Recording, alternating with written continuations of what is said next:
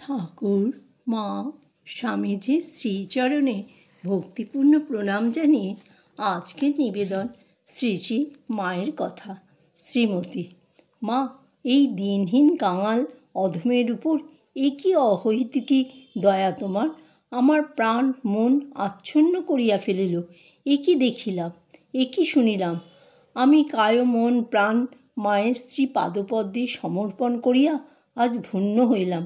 মাকে প্রণাম করিয়া বারান্দায় আসিয়া আবিষ্টের ন্যায় ঘণ্টাখানেক রেলিং ধরিয়া দাঁড়াইয়া রইলাম। এমন সময় ঘরে একটি বালিকার চিৎকার কোলাহল আর মায়ের কথা শুনিয়া ঘরের ভিতরে গেলাম। আমাকে দেখিয়া মা বলিলেন, বসো মা, বসো। আমি বসিলে মা বলিলেন, এটি আমার ভাইজি, নাম রাধারানী।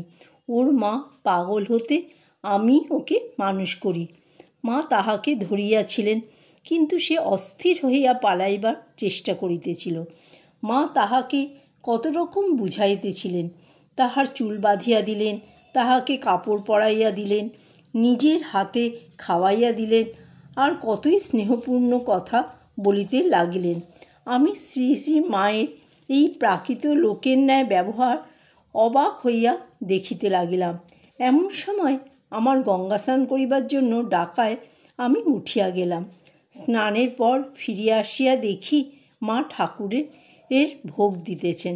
ঠাকুরঘর হইতেই আসিয়া তিনি ঠাকুরের ভোগের ঘরে গেলেন। সেখানে ভোগ সজ্জিত রহিয়া আছে। পরে সেই ঘরের দোর বন্ধ করিয়া আমাদের ঘরে আসিলেন।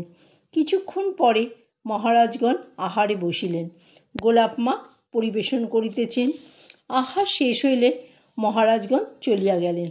ঠাকুরের ভোগের থালা মায়ের জন্য মাঝের ঘরে আনা হইল এবং আমরা যে কয়েকটি স্ত্রীলোক আছি আর পাঁচু, এই কয়জনের জন্য সেই ঘরে জায়গা হইল। শ্রী শ্রী মা এবং আমরা সকলেই আহারে বসিলাম। আমার ইচ্ছা মায়ের প্রসাদ গ্রহণ করিব, তাই চুপ করিয়া বসিয়া আছি। সকলে ভাত মাখিয়া লইলেন, আমি হাতও দিলাম না। মা 2-3 বার বলিলেন, খাও খাও। এমন সময় গোলাপ মা আসিয়া জিজ্ঞাসা করিলেন, কি হয়েছে গা? তাহাকে বলিলাম, আমাকে 2টি প্রসাদ দিন। মা তখন ভাত মাখিয়া অল্প 2টি খাইয়া আমার পাতে তুলিয়া দিলেন। আহা, কি অমৃতই সেদিন খাইলাম, কি বলিব! অড়হর ডাল, কপির চচ্চড়ি, চালতের অম্বল আর গোলাপ মার মাছ রাঁধিয়াছিলেন। ভারী সুন্দর হইয়াছিল। পাঁচু তো আরও চচ্চড়ি খাবো বলিয়া গোলমাল আরম্ভ করিয়া দিল। তাহাকে চুপি চুপি ধমকাইলেও শুনে না। এই সময় গোলাপ মা আবার আসিয়া বললেন, কি হয়েছে, অমন করছে কেন ছেলেটি? আমি বলিলাম, ওকে আনতে চাইনি মা, আমি লুকিয়ে আসছিলাম। গাড়ি যেই কিছু দূরে গিয়েছে ও রাস্তায় খেলা করছিল, অমনি ছুটে এসে গাড়িতে উঠল, আর এখন আরও চচ্চড়ি খাবো বলে গোলমাল করছে। এই কথা শুনিয়া মা, গোলাপ মা সকলে হাসিতে লাগিলেন। গোলাপ মা বলিলেন, তুমি ওকে ফাঁকি দিতে চেয়েছিলে, পারবে কেন? ওর সুকৃতি ছিল, তাই মাকে দেখতে পেলে। এ কি কম ভাগ্য গা, ওর ভালো হবে।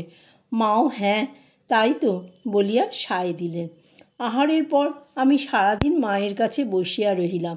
আমার রায়পুর যাইবার কথা ছিল।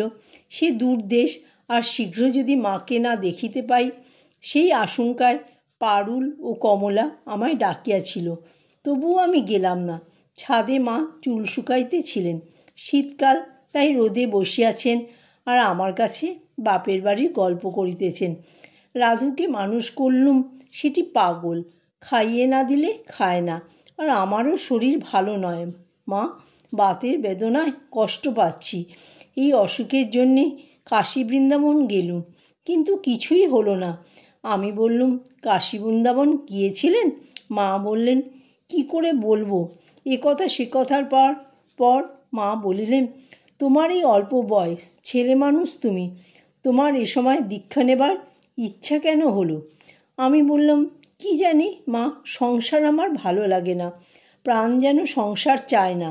প্রাণে বড়ই অশান্তি ছিল। আজ আমি শান্তি লাভ করেছি, আর এ সংসারও অনিত্য।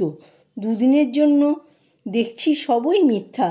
কি করে তাতেই বা মন বসবে মা।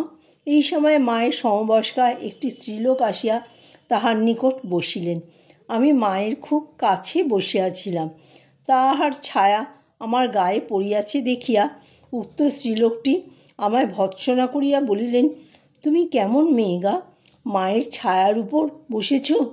পাপ হবে যে, সরে বসো। আমি ইহা জানিতাম না, মা যে আপন হইতেও আপনার, তাই একেবারে কাছে বসিয়াছিলাম। এখন একটু অপ্রতিভ হইয়া সরিয়া বসিলাম। উক্ত স্ত্রীলোকটি মাকে জিজ্ঞাসা করিলেন, এ মেয়েটি কে? মা বলিলেন, এ মেয়েটি আজ দীক্ষা নিয়েছে, ও বড় ভক্তিমতী মেয়ে। মায়ের এই কথায় আমি লজ্জিতা হইয়া পাশের ঘরে পারুলরা গল্প করিতেছিল, সেখানে উঠিয়া গেলাম। এমন সময় ললিত আসিয়া বলিল, দিদি চলো, গাড়ি প্রস্তুত, বেলা গিয়াছে। আমি মায়ের নিকট বিদায় লইতে গেলাম। মা বলিলেন, আবার কবে আসবে মা? আমি বললাম, আপনি যেদিন মনে করে আনবেন সেই দিনই আসব। মা, আমার কোনো সাধ্য নেই। মা, আশীর্বাদ করুন, আমায় মনে রাখবেন মা। মা বললেন, আবার এসো মা। আমি কাতর নয়নে তাহার পানে চাহিয়া রইলাম। তিনি 2 খিলি পান আনিয়া আমায় দিলেন। আমি মায়ের পদতলে লুণ্ঠিত হইয়া যেন আমাকে রাখিয়া দেহটি লইয়া বিদায় লইলাম। মাও সজল নয়নে সিঁড়িতে আসিয়া দাঁড়াইলেন। আমার অন্তর বাহির আজ পরিপূর্ণ।